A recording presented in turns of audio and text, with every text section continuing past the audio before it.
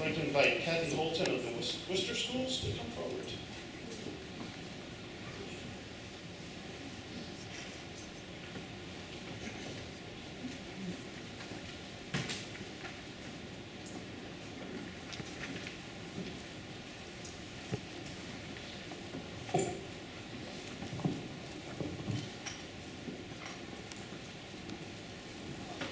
I first met Carmino at a Silver Burdette music conference. He was sitting over in a corner of a room in the white suit. He looked so distinguished and important, and little did I know what an impact this man would not have not only on my life, but on the life of so many inner city children. I inquired about who he was and was told he was a world-famous children's composer who wrote most of the songs in our music book. And it hit me, what if I asked him to write a song for our city's 150th celebration? Everyone told me, don't even bother. He was way too famous and certainly had better things to do. However, I didn't let that stop me, and after a lengthy conversation, I popped the question. He let me know he was expensive right off the bat. I couldn't let it drop, though. It would be so great for my inner city kids. The entire story of how we were finally able to get Carmino to write some songs for us is lengthy, but details include me writing a song and leaving it on his answering machine, Carmino calling me back and saying I was crazy, my principal knowing him from the past, writing 5 grants to pay for his project, and only getting one after he had already arrived at my school with an entire show about our city of Worcester, Massachusetts. Watching Carmino work his magic was something that's hard to describe. He would write the music, teach the music, find the soloist, help with props for the performance, and work on every little detail to make each song come alive on stage. It was pure perfection. Working with Carmino helped me learn things about teaching and music that I'd never learned at any workshop or any conference or music class. And the kids, they each became stars when they worked with him. He expected only the best from every child. After that first show, people from all over the state of Massachusetts heard about this project and about this talented man, and the requests and phone calls poured in from everywhere. Many times, Carmino and Claire would drive to Worcester to perform with us, and right there was Claire. She was with him every single time. She parked the car. She helped him bring in that old keyboard and got everything set up for him just right. His music and this project encouraged me to establish an inner city show choir. This show choir would take Carmino's songs and share them with the world. His music would be the vehicle to take these inner city kids places they had never gone, both musically and in our nation. One specific performance I'll never forget. We were asked to perform for the president of Pan Am and the governor of Massachusetts. And I called Carmino and asked him if he'd write a song. And he did. He always did. And when the president of Pan American Airlines heard the song, he was so impressed, he gave all my inner city kids and all of their parents round-trip tickets to Florida. Now, mind you, my inner city kids had never even been to an airport, much less someplace on a plane. This is the way we started performing at Disney World and Universal Studios. At a performance at the State House of some of Carmino's original songs, a gentleman out in the audience was so moved, he came up and gave me a check for $1,000 for my choir, my inner city kids, to buy professional tuxedos.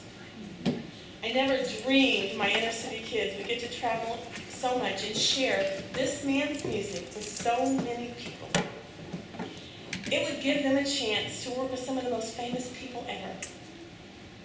Carmino introduced me to a man who helped us perform with Sir Elton John at the Democratic National Convention and the Boston Pops on national TV. His songs helped us get a chance to perform even at the White House. And even as the president took off in his helicopter, we still sang those songs in the lobby for everyone sitting there, and we're so proud. We performed the Presidential Portrait Gallery and with Carmino at the Republican State Convention in Massachusetts. His original song helped us initiate several fundraising events for charities. His music even traveled with me to Beijing, China, where I worked with 5 choirs there and taught them about smiling. He has some great songs about smiling.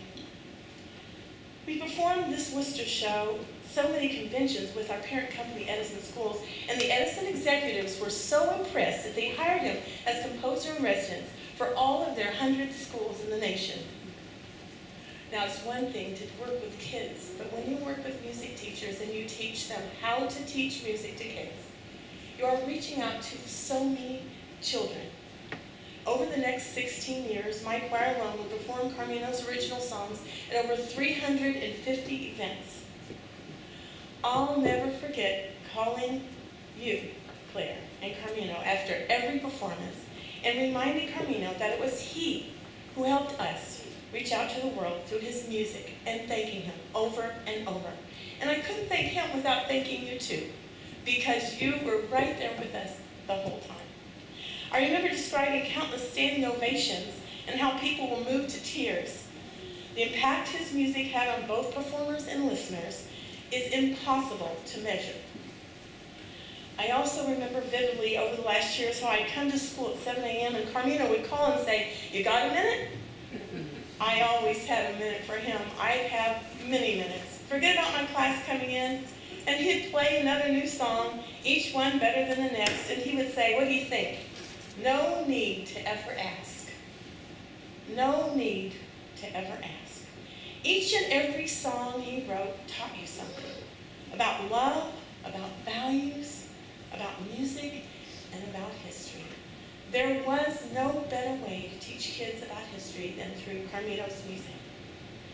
One of my best memories in this journey was meeting the Rebosa family and the Feist family and planning a salute to him on his birthday.